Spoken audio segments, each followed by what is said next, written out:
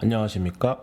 기초학력 꿀팁을 쏙쏙 강의를 맡은 인천 담봉초등학교 교사 변경섭입니다. 이번 영상에서는 기초학력 진단 보정 시스템 안에 있는 상호작용 컨텐츠의 활용 방법을 안내해 드리도록 하겠습니다. 이 컨텐츠에 대한 기본 설명을 드리자면 다음과 같습니다.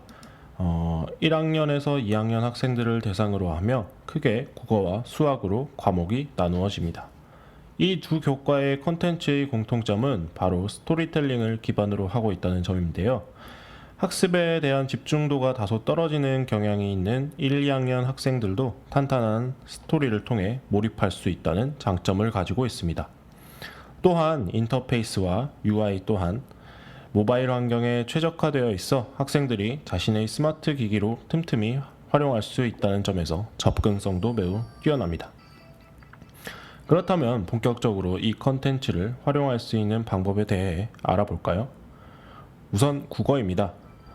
화면 하단의 펼쳐보기를 눌러보시면 이 컨텐츠가 크게 7개의 대주제로 구성되어 있고 각각의 주제 안에서 소주제들을 순차적으로 학습하게 되어 있다는 것을 알 수 있습니다. 컨텐츠 학습을 학생들에게 활용하기 이전에 별도의 시간을 가져 각각의 캐릭터에 대해 알아보고 스토리에 대한 흥미와 몰입도를 높이면 학습에 대한 성취도도 자연스레 높아질 것으로 기대됩니다. 그런데 이 컨텐츠를 과연 모든 기초학력 부진 학생들에게 적용할 수 있을까요?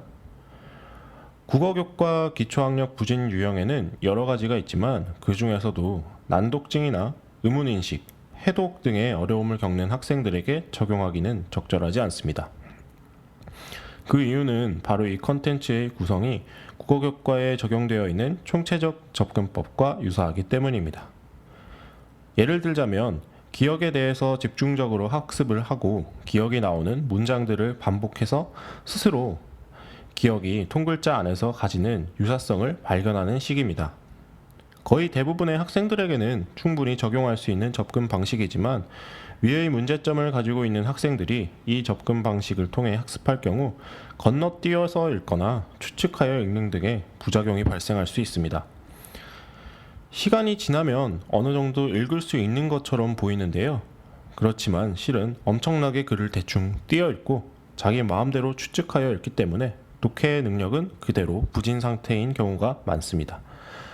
따라서 이 컨텐츠는 활용 방법이 매우 간단하지만 활용하시기 전 반드시 학생이 어떤 유형의 국어 기초학습 부진인지를 파악하셔야 합니다. 사실 겉으로 봐서는 똑같이 쓰고 읽기를 못하기 때문에 쉽사리 구분할 수 없습니다. 모든 학생을 전문기관에 검사를 의뢰하기는 현실적으로 불가능하지요.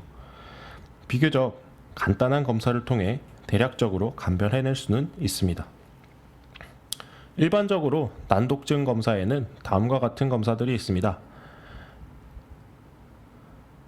이 중에서도 교실에서 누구나 간단히 할 수 있는 빠른 이름 대기 검사를 예로 들어서 설명해 드리겠습니다. 여러 가지 그림, 예를 들어서 해, 컵, 책, 열쇠 등 전혀 상관없는 여러 가지 기호와 그림을 무작위로 수십 개 배열해두고 얼마나 빨리 읽는지 살펴보는 검사인데요. 글자를 전혀 모를 가능성이 높은 1, 2학년 수준의 학생들도 충분히 할 수 있겠죠? 난독 증상이 있는 학생들은 그림을 읽고 말하는 시간이 매우 느립니다. 이는 숫자로 대체해서 진행을 하여도 동일합니다. 무엇인지 보고 인식한 다음에 입으로 말하는 과정에서 같은 뇌 회로를 사용하기 때문인데요. 단순히 공부할 기회가 부족했거나 집중도가 떨어지는 이유로 한글을 획득하지 못한 학생들은 이 검사에서는 일반 학생들과 같은 정상 수준의 결과를 나타냅니다.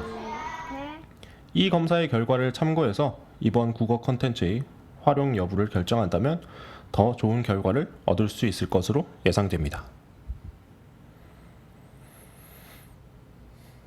다음은 수학 컨텐츠입니다. 화면 하단에 펼쳐보기를 눌러보시면 알 수 있듯 이 컨텐츠는 크게 6개의 대주제로 구성되어 있습니다. 수학의 내용 요소로 다시 분류를 해보면 크게 수세기, 덧셈과 뺄셈, 도형, 규칙 찾기로 나눌 수 있습니다. 수학 교과의 경우 각 영역 간의 관련성이 적은 편입니다.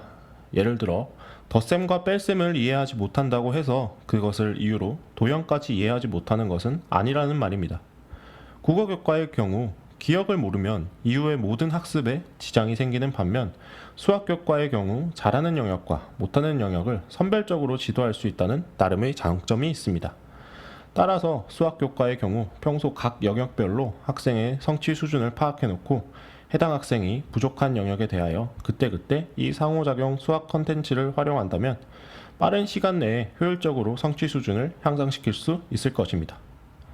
하지만 이 상호작용 컨텐츠는 스토리텔링을 기반으로 하기 때문에 중간중간 영역들을 건너뛰다 보니 학생들의 몰입도가 떨어지는 문제가 발생할 수 있습니다. 이를 방지하기 위해서 선생님께서 모든 영역의 스토리를 파악해 두시고 줄거리 형식으로 중간중간에 건너뛰는 영역의 이야기들을 실감나게 해주시는 센스가 필요합니다. 오늘은 기초학력 보정 시스템 안의 상호작용 콘텐츠에 대하여 알아보았습니다. 만들어주신 분들의 노고가 느껴지지만 모든 교실 환경과 모든 학생들에게 적용하기에는 다소 부족함이 있습니다. 그러나 그 교실 환경과 그 학생들에 대하여 가장 잘 아시는 분들은 바로 담임 선생님 여러분이십니다. 선생님들의 경험과 지혜가 모이면 이 컨텐츠들의 활용 방법도 무궁무진해질 것이라 믿어 의심치 않습니다. 더 좋은 아이디어와 기발한 컨텐츠를 알고 계시다면 아래의 이메일로 지체 없이 연락 주시기 바랍니다. 이상으로 강의를 모두 마치겠습니다.